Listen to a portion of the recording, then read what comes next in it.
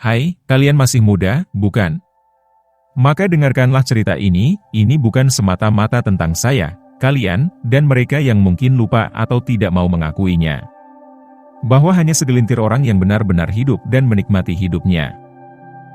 Kalian masih muda, dan sampai hari ini kalian masih beruntung hidup di dunia ini. Sebagian kalian mungkin berpikir ada dunia lain setelah kehidupan di dunia ini, itu bagus, ada hal baik di sana.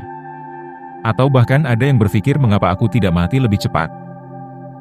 Saya hanya ingin berbagi pengalaman yang mungkin sudah diperingatkan oleh orang-orang tua, bahkan oleh orang tua kalian sendiri, di mana kalian juga akan melewati masa-masa itu. Ketika kalian masih muda, manfaatkan masa muda itu dengan sebaik-baiknya, karena ia hanya sekali, dan tidak akan bisa terulang kembali. Sekali dia pergi, dia akan membawa penyesalan bagi kalian. Masa muda dimulai ketika kalian masih berusia di rentang waktu 18 hingga 40 tahun. Itu adalah masa-masa yang seharusnya diisi dengan hal-hal baik, baik dalam artian kalian sedang mempersiapkannya, dan pada rentang waktu itu seharusnya kalian telah dewasa untuk tidak bergantung kepada siapapun. Dimulai pada usia 18 tahun kalian sudah mempersiapkan diri untuk hidup mandiri. Saya mengerti ada banyak orang tidak mampu melanjutkan jenjang pendidikan ke level yang lebih baik pada masa-masa usia itu, karena saya juga termasuk di dalamnya, tetapi hidup selayaknya tidak harus bergantung kepada pendidikan, tapi kepada pendirian dan tekad di dalam diri kita sendiri. Banyak hal yang harus dilakukan pada masa-masa itu, melewati hari dengan pertemanan, belajar di bangku pendidikan tinggi, atau bekerja membantu meringankan beban hidup keluarga. Ada banyak tempat mengeluh dan mencurahkan perasaan pada waktu itu, kepada teman, kepada kekasih, kepada keluarga. Itu adalah masa-masa indah, di lapangan olahraga, di tempat pesta, berjalan bersama kekasih dalam suka dan duka. Tetapi masa itu juga adalah masa-masa pembentukan diri, di mana watak dan jati diri mulai terbentuk hingga kalian berusia 25 tahun. Jika pada waktu itu kalian telah melebur dalam kehidupan bermasyarakat, jika kalian telah menemukan pekerjaan dan hidup bersama seorang pasangan hidup seperti yang kalian mimpikan, maka akan datang problematika kehidupan. Problema di tengah masyarakat, yang membela dan menyerangmu, problema di dalam rumah tangga di mana cinta, kasih sayang, amarah dan kebencian kemudian melebur menjadi satu. Baiklah, jika semuanya terkendali, maka semua akan berjalan baik-baik saja. Kalian melihat banyak penceraian di luar hidup kalian, banyak konflik dan kematian satu demi satu.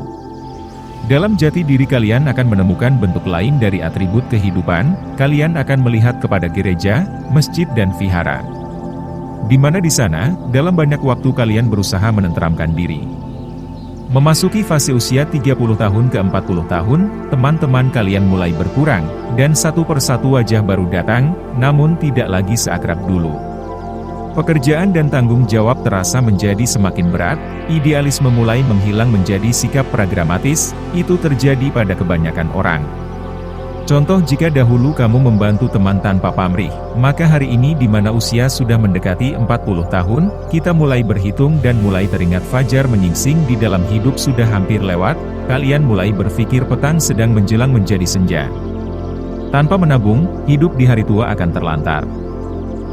Ditambah lagi dinamika zaman yang telah berubah, di mana populasi umat manusia bertambah. Setiap orang mulai ingin menyelamatkan diri mereka masing-masing, mereka belum sepenuhnya menikmati janji-janji kesejahteraan dari pemerintah. Yang paling terkena dampaknya adalah mereka yang sudah dewasa dan beranjak menjadi tua. Dan, inilah fakta itu, yang dapat kita lihat hari ini di mana-mana. Ketika usia manusia telah mencapai 40 menuju ke 50, mereka pun mulai kehilangan teman-teman. Teman-teman berubah menjadi hanya sekedar kenalan.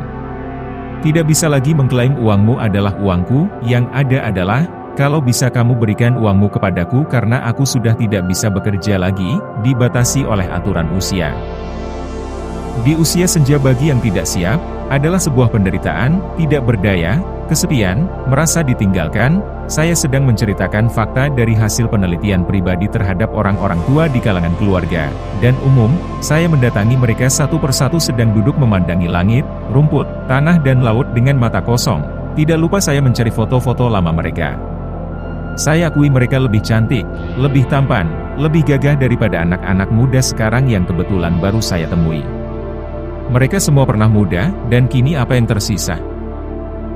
Jangan melihat kepada segelintir orang-orang sukses seperti Bill Gates, Jack Ma, Profesor Dr. Kasali, dan para pemuka agama kondang yang usianya kini di kisaran 60 hingga 80 tahunan, mereka semua masih sibuk, mereka punya uang dan nama besar, tapi mereka hanya segelintir. Baca riwayat hidup mereka yang penuh perjuangan di masa mereka masih sangat muda.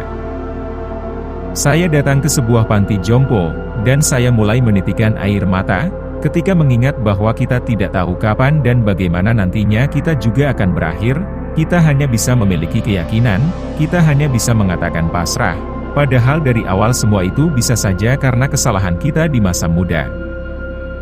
Kalian mungkin mengira, ketika telah punya anak dan cucu, maka semua akan baik-baik saja. Tapi ingat siklus kehidupan kita, mereka semua juga akan mengalami hal yang sama, akan mengalami kehidupan dilematis ketika mereka berkeluarga. Mereka bisa merawatmu, tapi istrinya mungkin tidak. Atau sebaliknya, bagaimanapun mereka semua memiliki latar kehidupan yang berbeda, dan kalian apabila sampai waktunya, tidak akan bisa merubah apa-apa lagi. Pada waktu itu, sebagian orang-orang yang menjadi telah tua benar-benar hidup dalam kesepian, dan bergantung kepada tata nilai yang semakin rapuh di dunia ini. Cerita di atas adalah berdasarkan sebagian fakta, tidak semua orang mengalami akhir kehidupan semuram itu, tapi ingat itu sudah menjadi semakin langka. Tanyalah diri kalian, akankah aku juga mengalami hal seperti itu? Jika tidak, apa penjelasannya? Jika ya, coba beberkan apa alasannya. Saya mengunggah video ini, ketika dunia kita semakin menjadi materialistis, ketika arus teknologi tidak mungkin lagi terbendung, jadi kita harus siapkan diri kita sedari awal, menyongsong setiap perubahan dengan bijaksana, namun jika gagal segala ikhtiar, barulah berserah kepada nasib, namun paling tidak kita sudah dicatat sebagai pejuang di dalam hidup ini. Saya hanya ingin berpesan kepada kalian, karena saya juga telah mengalami banyak sekali cerita mulai dari fakta hingga segala hal yang dapat saya imajinasikan di dalam pikiran saya. Terima kasih telah meluangkan waktu mendengarkan kisah ini, karena apapun kisah kalian nanti, pastilah akan menjadi bagian dari kisah hidup saya juga. Apapun kebahagiaan yang kalian rasakan akan menjadi kebahagiaan saya juga, dan penderitaan apapun yang kalian rasakan saya pun mengerti bagaimana cara merasakannya. Sampai jumpa lagi.